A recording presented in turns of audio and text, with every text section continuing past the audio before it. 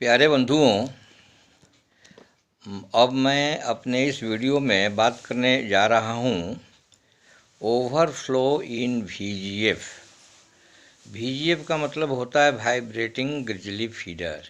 ये vibrating grizzly feeder crusher के पहले लगे होते हैं, जस्ट बिफोर क्रशर लगा होता है।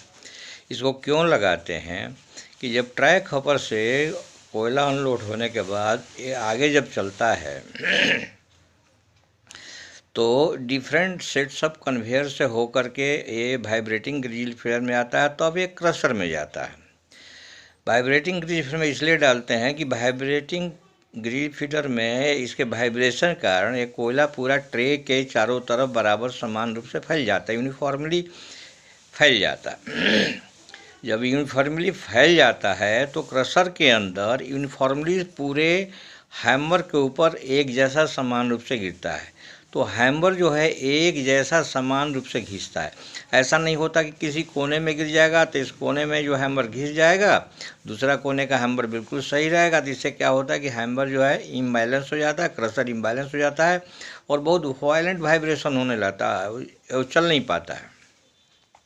सब जगह यूनिफॉर्मली गिरने से क्या होता है कि हैमर जो है यूनिफॉर्मली घिसता है, वाइब्रेशन नहीं आता है और इस तरह क्रशर की लाइफ बढ़ती है, इसलिए VGF को लगाते हैं।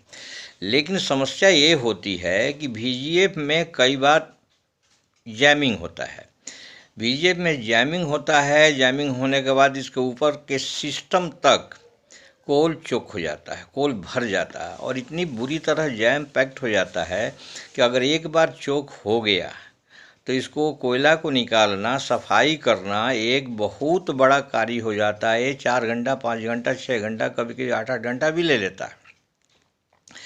अगर सिस्टम में VGF 6 से 8-8 घंटा बंद हो जाएगा तो पूरा सिस्टम बंद हो जाता है वो सिस्टम। हाँ, अगर स्टैंड बाई VGF अवेलेबल है, रहता ही है। अगर अवेलेबल है तो दूसरा सिस्टम चला लेते हैं और इसको मेंटेनेंस करते हैं। अगर स्टैंड बाई सिस्टम भी अगर काम नहीं कर रहा है तो इसका मतलब पूरा प्लांट बंद हो सकता है। जब ये बंद हो जाएगा तो इसका मतलब कि ट्रैक होपर में कोयला हम रिसीव भी नहीं कर सकते, और रिसीव नहीं करेंगे तो हम स्टैक भी नहीं कर पाएंगे, बंकरिंग नहीं कर पाएंगे। अगर रिसीव भी कर लिए तो फिर स्टैकिंग भी कर सकते हैं और बंकरिंग कर सकते, सब कुछ हो सकता है अगर ये सही सलामत चला तो। लेकिन हम सोचना ये है कि ओवरफ्लो क्यों करता है। नॉर्मली ओवरफ्लो जो है मानसून के सीज़न में ज़्यादा करता है, क्योंकि कोयला गीला हो जाता है। ज़्यादा कोयला गीला हुआ तो ओवरफ्लो के चांसेस, जैमिंग के चांसेस बहुत बढ़ जाते हैं। इवन वो सूट में भी जैमिंग होता है, जिसकी चर्चा मैं बाद में करूँगा, उसका भी सलूशन दूंगा मैं बाद में दूंगा। अभी VGF की बात कर लेते हैं। तो क्या होता है, कोयला गिरने होने से कोयला के ट्रे के ऊपर कोयला का मूवमेंट स्लो हो जाता है। जब स्लो हो जाता है, लेकिन इनपुट जो होता है पीछे वाले कन्वेयर से जो कोयला आने की प्रक्रिया रहती है वो तो उसी स्पीड से आती है, क्योंकि बेल्ट का स्पीड तो कम होता नहीं है। तो बेल्ट का कोयला जो है इसमें आने की प्रक्रिया उतना ही तेज रहती है, जबकि इसका फ्लो स्लो हो जाता है, तो धीरे धीरे जैमिंग हो जाता है, भर जाता है। नंबर 1। नंबर 2, ये कोयला गीला होने के कारण होता है। अब कोयला इवन हल्का मॉइस्ट भी हो जाता है तो ये समस्या आती है। और इवन तो अभी करीब आई थिंक करीब 8-10 डेज बैक ओनली एक प्लांट का इंचार्ज का मेरे पास टेलीफोन आया था कि उनके यहाँ VGF का ओवरफ्लो की समस्या अभी विंटर सीजन में ही आ रही है। तो विंटर सीजन में क्यों आ रही है, ड्राई कोयले के साथ भी आ जाती है और मॉइस्ट कोयले के साथ तो आती है, गीला कोयले के साथ तो अवश्य ही आती है। इसलिए चोकिंग की समस्या होती है जब तक इसके VGF की परफॉर्मेंस न सुधारा जाए या उसमें कुछ सुधार न किया जाए। तो ये मॉइस्ट कारण है, गीला होना कारण है। और क्या है कि बहुत दिनों तक सर्विस लेते लेते कई बार स्प्रिंग जो है थोड़ा कंप्रेस्ड हो जाता है। तो अगर स्प्रिंग इसका कंप्रेस्ड हो जाएगा तो इसका इंक्लिनेशन घट जाता है। इंक्लिनेशन घट जाता है तो कोल का फ्लो जो है वो थोड़ा कम हो जाता है। कम हो जाता है तो कोयला आने की स्पीड वही रहता है और इसका जो है स्प्रिंग कंप्रेस होने से कोल फ्लो कम हो जाता है। तो ये साथ कोल एकुमुलेशन होने लगता है, कोल जमा होने लगता है। जमा होते होते धीरे धीरे ऊपर तक चला जाता है। बीच में अगर कम कोयला आया, इंटरप्शन हुआ तो धीरे धीरे निकल जाता है। अगर कोयला स्पीड से आते रहा करीब 5-10 मिनट तक तो हो सकता है कि ओवरफ्लो हो जाए। तो ओवरफ्लो हो जाता है तो ये समस्या बहुत भारी हो जाती है। बरसात में तो फिर पूरा ही बंद हो जाता है। तो उस हालत में दूसरी कारण है, मैंने कारण यही है कि इसका इंक्लिनेशन कम हो जाता है। तो अभी करीब विंटर में भी ये समस्या आई है, किसी न किसी प्लांट में हमारे पास अभी सूचना मिली थी। तो जब स्प्रिंग कम हो जाता है उसका एक उपाय है, या तो स्प्रिंग बदल दीजिए। स्प्रिंग बदलने से भी कई बार सिस्टम ओल्ड होने से भी समस्या सुधरती नहीं है।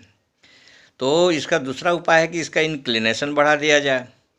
इंक्लिनेशन बढ़ाने के लिए इसके ऊपरी वाले हिस्से में कम से कम 10 mm का एक पैकिंग प्लेट डाल दिया जाए, दोनों साइड में, दोनों लेग के तरफ। पैकिंग प्लेट डालने से इंक्लिनेशन बढ़ जाएगा और कोल फ्लो इम्प्रूव हो जाएगा, कोल फ्लो सुधर जाएगा। इस तरह जो जैमिंग होने की प्रक्रिया जो है घट जाएगी, कम हो जाएगी, करीब एलिमिनेट ही हो जाएगी। क्योंकि एक पावर स्टेशन में हमने करवाया है और इसका बहुत अच्छा इनकरेजिंग रिजल्ट मिला है। क्योंकि जब ये समस्या थी तो बंकर कभी भर नहीं पाते थे, कोल रिसिप्ट हो नहीं पाता था।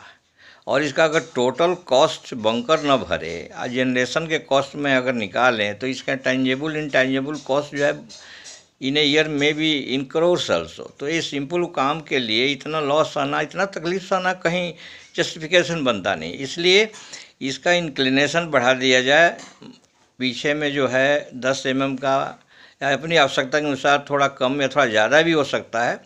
तो इसका इंक्लिनेशन बढ़ाने से कोल फ्लो बढ़ जाएगा तो हमारा जो है फिर सिस्टम चलने लगा, ओवरफ्लो नहीं होगा।